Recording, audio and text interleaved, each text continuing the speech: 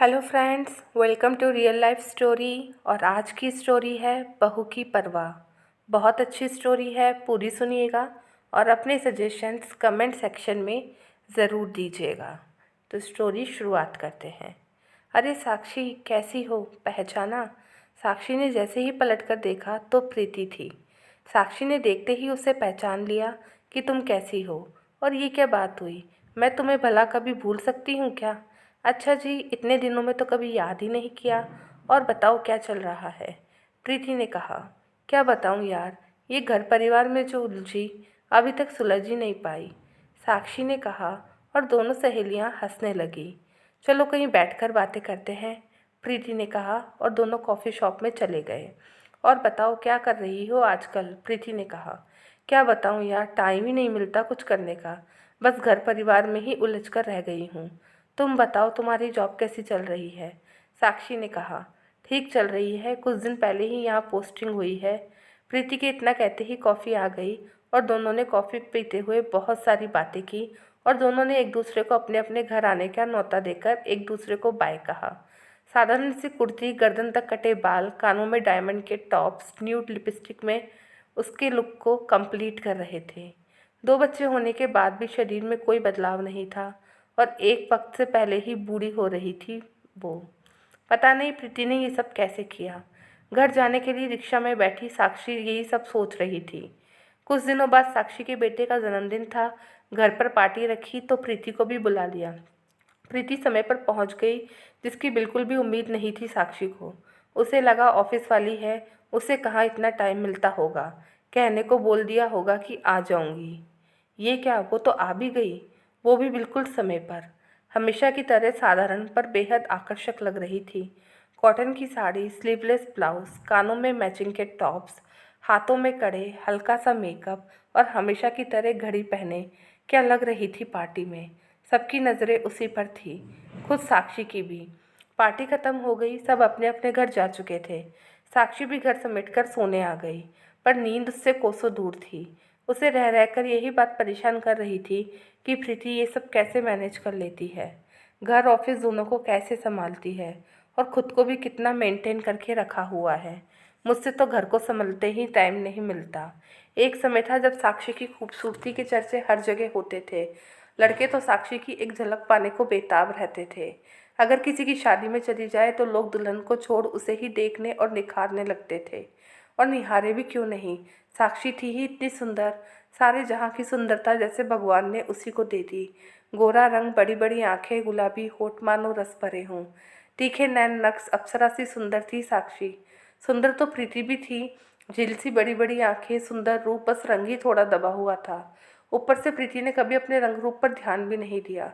उसे तो बस नौकरी चाहिए थी, जिसके लिए वो दिन रात प्रतियोगिता परीक्षा की तैयारी करती। वही साक्षी अपनी सुंदरता पर भरपूर ध्यान देती। चेहरे पर एक पिंपल भी हो जाता वैसे ही परेशान उठती थी, इसलिए उसने इस और ध्यान भी नहीं दिया। वही प्रीति जी जान से पढ़ाई करती। बहुत जल्दी उसने एसएससी की परीक्षा उत्तीर्ण कर ली। कुछ दिनों के बाद उसकी भी शादी हो गई। दोनों का शादी के बाद कभी मिलना नहीं हुआ। शादी के बाद साक्षी अपने घर और पति को संभालने में लग गई, अपनी तरफ ध्यान नहीं दिया। परिणाम ये हुआ, जो चेहरा चांद का टुकड़ा हुआ करता था वो मुरझाने लगा। उसका गोरा रंग थोड़ा फीका पड़ गया, आंखों के नीचे काले गड्ढे हो गए, जैसे किसी ने नूरानी चेहरे से उसकी रौनक छीन ली हो। और इसी कश्मकश में रहते हुए एक दिन साक्षी ने प्रीति से पूछ ही लिया, तुम ऑफिस और घर कितने अच्छे से संभालती हो, तुम्हें देखकर लगता ही नहीं कि तुम्हें कोई परेशानी होती होगी। प्रीति ने कहा, हाँ सब हो जाता है। वह प्रीति के जवाब से साक्षी संतुष्ट नहीं हुई और अपनी दाल गलते न देखकर सीधे सीधे उसने पूछ लिया, तुम घर और ऑफिस कैसे मैनेज कर लेती हो? मुझे तो घर के कामों से ही फुर्सत नहीं मिलती, तुम कैसे कर लेती हो सब कुछ? प्रीति साक्षी के मन को भाप चुकी थी। तब प्रीति ने कहा, परेशानी पहले होती थी, अब नहीं। जब नई नई शादी हुई थी तो ज़्यादा प्रॉब्लम नहीं हुई। घर पर थे ही कौन? सास ससुर और एक छोटी ननद, पति और मैं। सास ने शादी के बाद ही घर की सारी जिम्मेदारी मुझ पर डालकर जैसे घर के काम से रिटायरमेंट ले लिया था। मजाल की एक गिलास पानी भी खुद से लेकर पी ले, एक पैर पर खड़ी रहती थी। घर ऑफिस दोनों संभल ही जाता था। प्रॉब्लम शुरू हुई परी के होने के बाद।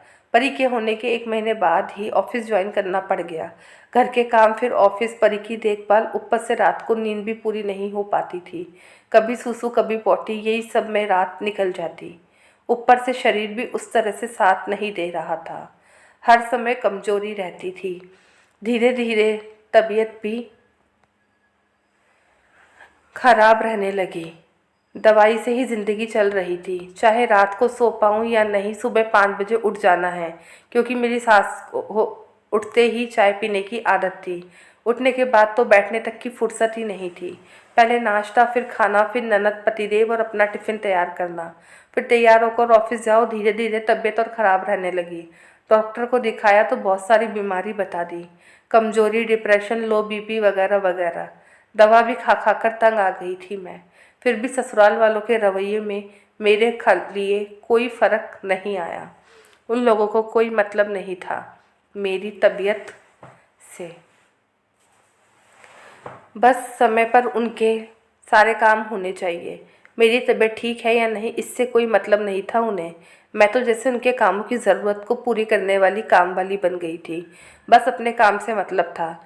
जब मैंने देखा कि किसी को मेरी परवाह नहीं है, तो मैं अपना ध्यान खुद ही रखने लगी। सुबह 1 घंटा लेट से उठने लगी ताकि नींद पूरी हो सके। लेट से उठने के कारण सास की सुबह की चाय उन्हें खुद से बनानी पड़ने लग गई। नाश्ता मैं खुद बनाकर जाती और दोपहर के काम और खाने के लिए काम वाली लगा दी।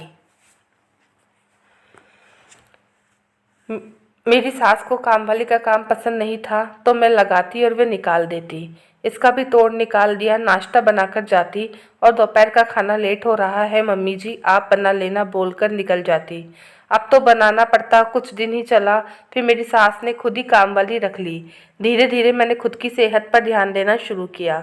योगा करने लगी, खाने पीने पर ध्यान देने लगी और धीरे धीरे मेरी तबीयत भी ठीक होने लगी। और समझ में आ गया कि अपना ध्यान मुझे खुद ही रखना पड़ेगा। दूसरों से उम्मीद करना बेकार है कि वो हमारी परेशानी को समझेंगे। इसलिए सबसे पहले खुद को खुश करो, बाद में दूसरों को। समझी मेरी नादान सहेली? देख, ये तो थी मेरी कहानी, पर तेरे लिए ये सब काम करेगा या नहीं वो तो तुम ही जानती होगी।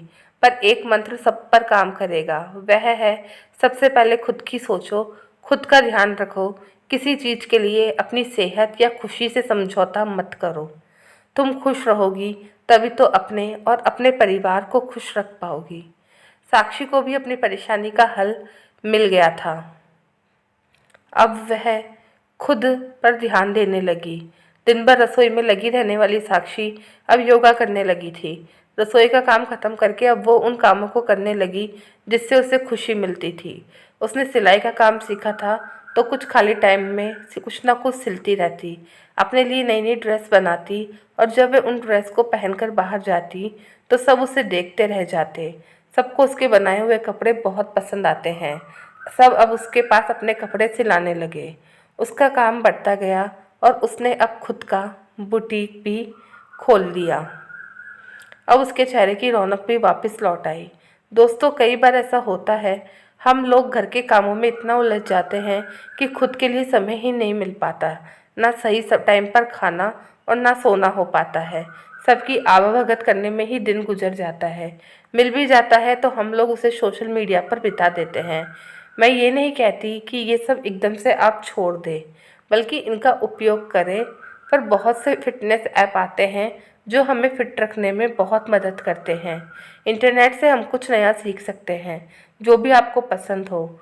डांस, संगीत, कुछ भी याद रखिए, हमें अपना ख्याल खुद ही रखना होगा। इसलिए आज से खुद के लिए सोचना शुरू कर दीजिए, क्योंकि जब हम खुश रहेंगे तभी हम सबको खुश रख पाएंगे। आपकी इस बारे में क्या राय है? कमेंट सेक्शन में ज़रूर बताइएगा।